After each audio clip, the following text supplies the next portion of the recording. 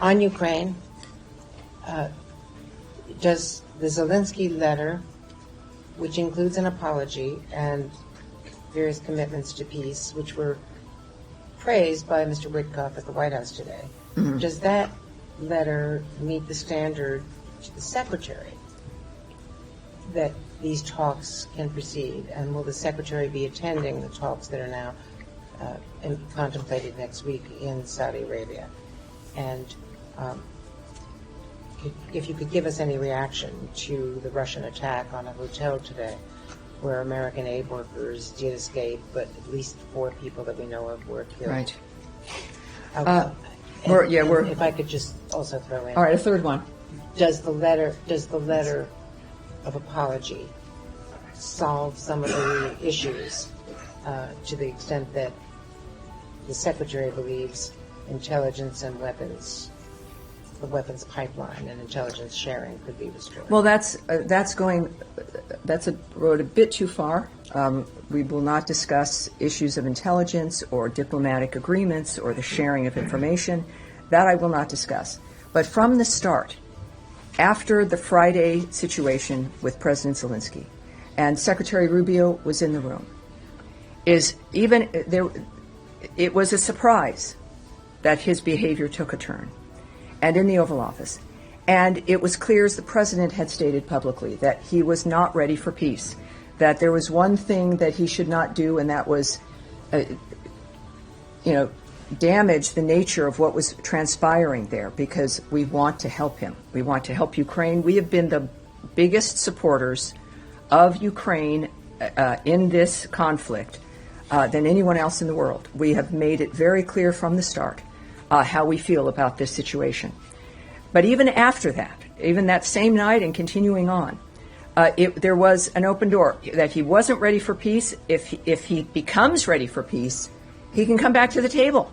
It was certainly not something that eliminated the potential to continue.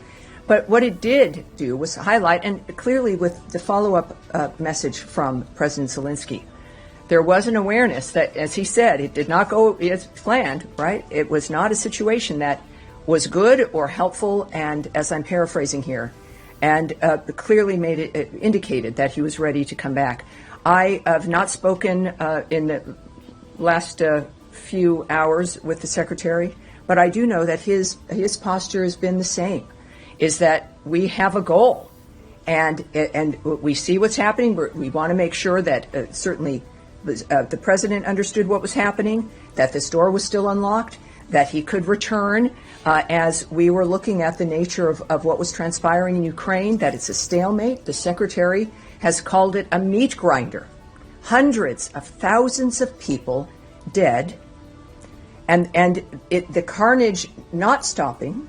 It's a stalemate that where both parties have to be brought to the table to end it. We also had terrific success, as I mentioned in my opening, at the UN.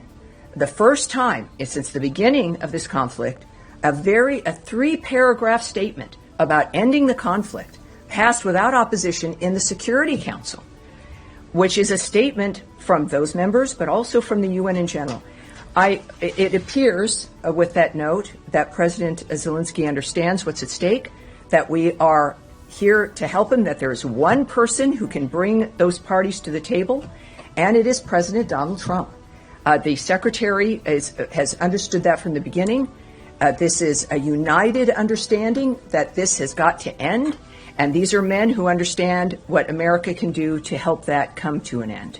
And I would believe, with what has been said before, that in fact, if the President and the Secretary believe that President Zelensky is serious and that we can move forward, they have stated, in fact, that we would.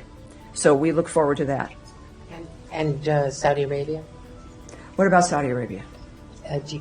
Is it contemplated that the Secretary would be attending? I cannot comment certainly on issues that either have been discussed in a diplomatic framework or arrangements that might be implemented regarding these kinds of diplomatic negotiations or efforts. So I'm sorry.